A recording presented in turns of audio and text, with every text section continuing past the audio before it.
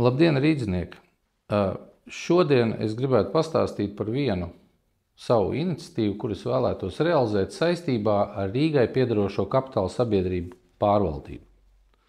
Rīgas kapitāla sabiedrības atbild par ļoti daudziem mums visus ietekmējošiem lielumiem.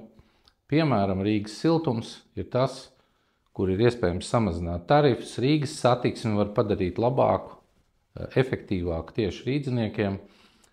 Tas pats attiecās uz Rīgas nama pārvaldnieku. Kādā veidā to izdarīt? Un runa ir par tā sauktajām padomēm, jeb tautas valodā silēm, kurās dzīvo nezinu kas un dara sazin ko. Kapitāla sabiedrība pārvaldībai ir jāatrodās rīdznieku rokās, vēlētu cilvēku, jeb deputātu rokās. Un tas nozīmē, ka es pirmkārt piedāvāju, ka padomes ieceļ no deputātu vidus uz Rīgas domas sasaukuma laiku. Tad tādā brīdī, kad tu esi ievēlēts, tu tevi nozīmē un tu realizē kapitāla sabiedrībā savu politiku. Šobrīd tas tā nav.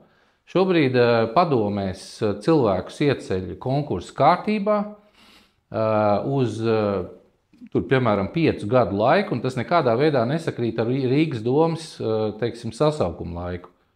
Un tas sanāk tā, ka padomes, kuras atbild par uzņēmumu stratēģiju, politiskiem uzstādījumiem, prioritāriem projektiem, Rīgas domnieki to nekādā veidā neietekmē. Un tas ir absurdi. Ja mums ir šie te politiskā pārvalde, jo pretējā gadījumā mums nav vajadzīga arī Rīgai piederošas kapitāla sabiedrības, ja tur kāds strādā ne rīdznieku labā un ne specifiski ar Rīgas politiķu dotu mandātu. Tātad pirmais ir jāizdara šis te. Otra lieta. Rīgas domas revidentiem ir jādod daudz lielāks pilnvars auditēt un pārbaudīt to, kas notiek kapitāla sabiedrībās. Šobrīd, piemēram, veikt auditu kapitāla sabiedrībās ir iespējams tikai pēc izpildu direktora atļaujas. To ir reizēm negribīgi dod un ļoti bieži pat Rīgas domnieki neredz, kas notiek, kāda iepirkuma un kādā veidā tiek tērēta rīdznieku faktiski nauda un pa kādu cenu tiek sniegt pakalpojumu un ko tas patiesībā izmaksā. Un šīs ir divas lietas, kuras es apņemos mainīt, ja man ievēlēs Rīgas domē.